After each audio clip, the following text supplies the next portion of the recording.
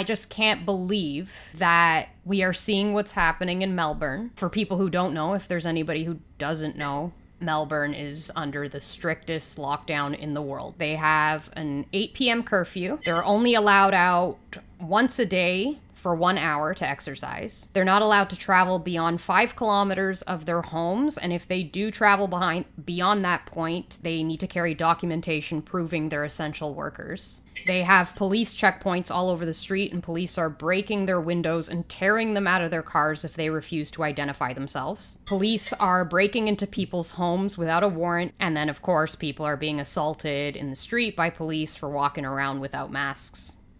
So I can show that video. Yeah, but you're choking her. There's a man on a girl, there's a man on a girl, and you choked her. For what? For a mask? For not having a mask? Look how pathetic you are. She doesn't have a mask. Are you serious? Are you serious? Just for not having a mask? For no mask? Are you serious? You're f***ing pathetic. You are pathetic.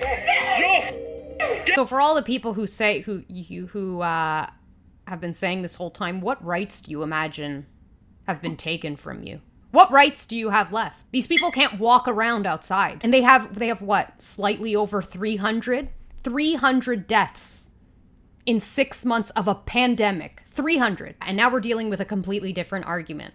And we're dealing with the argument of what's more important, your freedom or your safety. And these people have decided that in the name of safety, I would literally be a complete slave. I'm sure a lot of people's mindset will be, I don't give a shit because it's not happening to me.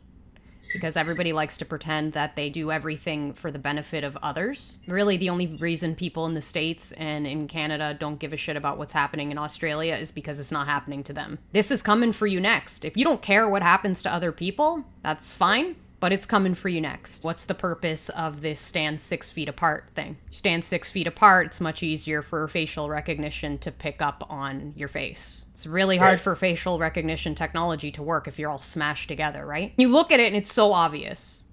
You know, having people walk and stand in these circles, walking at that distance apart, what else would that be for other than the facial recognition? The experts have come straight out and said that the tests don't work. But still, let's bring up these numbers. Let's bring up these numbers every time we have this conversation. You know, like we talked about, you go on Public Health Ontario, and they tell you straight up that they're inflating the death count, not hiding it. So all the people that are like, it's cute that you don't know the difference between credible information and made up information. It's not credible coming from the government? It's not credible coming from the government. It's not credible coming from YouTube. It's not credible coming from Google or Facebook or Instagram or Twitter. So where's the credible information? The information you invent in your brain to keep yourself safe? When this started, I was like, oh, people are going to realize what's happening. And they're going to have a rude awakening. And they're going to revolt. And we're in it now. We're in it. We're fully in it. The people that are still calling you a conspiracy theory, you're like, what conspiracy, man? We're in the conspiracy. And they don't care. So that's frightening. These people have been so heavily brainwashed and indoctrinated that they will not snap out of it until they are being murdered. I'd like to play the clip of the ex-KGB informant about how they demoralize a nation and why these people will never be able to see facts even if you present them right to their face. It's a great brainwashing process which goes very slow, and it's divided in 4 basic stages. The first one being demoralization. It takes from 15 to 20 years to demoralize a nation. Why that many years? Because this is the minimum number of years which requires to educate one generation of students in the country of your enemy, exposed to the ideology of the enemy. In other words, Marxism-Leninism ideology is being pumped into the soft heads of at least 3 generations of American students without being challenged or counterbalanced by the basic values of Americanism, American patriotism. The result you can see. Exposure to true information does not matter anymore. A person who was demoralized is unable to assess true information. The facts tell nothing to him. even if I shower him with information, with authentic proof, with documents, with pictures, even if I take him by force to the Soviet Union and show him concentration camp, he will refuse to believe it. The next stage, of course, is crisis. It may take only up to 6 weeks to bring a country to the verge of crisis. You can see it in Central America now. And after crisis, with a violent change of power, structure, and economy, you have so-called the period of normalization. It may last indefinitely. Normalization is a cynical expression borrowed from Soviet propaganda. When the Soviet tanks moved into Czechoslovakia in '68, Comrade Brezhnev said, "Now the situation in brotherly Czechoslovakia is normalized."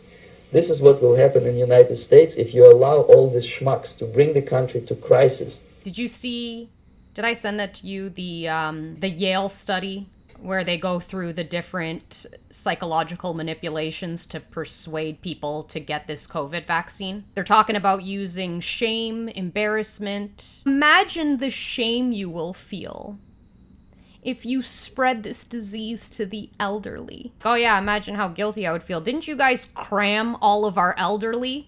Didn't you cram all of our elderly into long-term care homes so that they would die? Does anybody feel guilty about the fact that 100% of the people that went on ventilators died? That looks like murder. But of course, it's not that the ventilators killed them. It's that they were already so far gone that they died anyway. You give people a medical treatment for something and 100% of them die? That's murder. People who like freak out about the mask thing and like you're murdering people if you're not wearing a mask. According to your logic, if you haven't been wearing a mask since the day you were born, you are a murderer. There are other viruses in the world and you've lived with them and you've spread them around.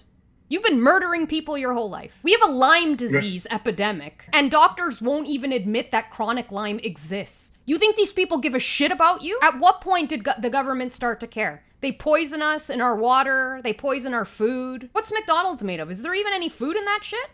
Is there anything edible in McDonald's? And I'm hearing people say it. Yeah, so maybe we will have to wear masks for the rest of our lives. Have you people gone insane? Like, people are insane. This is just collective Stockholm syndrome, wearing a mask for the rest of your life.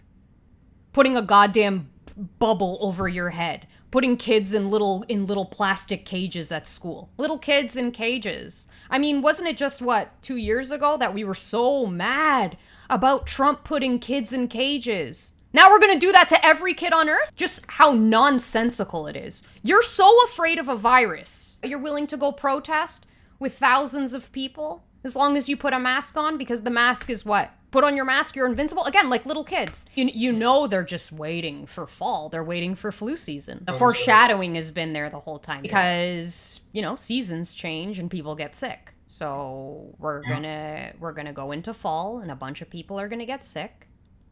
And everything's gonna be COVID. And then we'll be walking around with fish bowls on our head. I always said, when the world ends, we won't go out with a bang. We'll go out with a whimper. This will go down as the most pathetic time in history. If it doesn't change soon. If it doesn't result in the grand awakening, this will go down as the most pathetic time in history. All these people that are terrified of death. Forget death. When you find out what this plan is, what this agenda is, I don't know why you haven't figured it out yet. It's right there in front of your face, but you're gonna have to live the rest of your life knowing how much of a loser you were, knowing how pathetic and weak you were.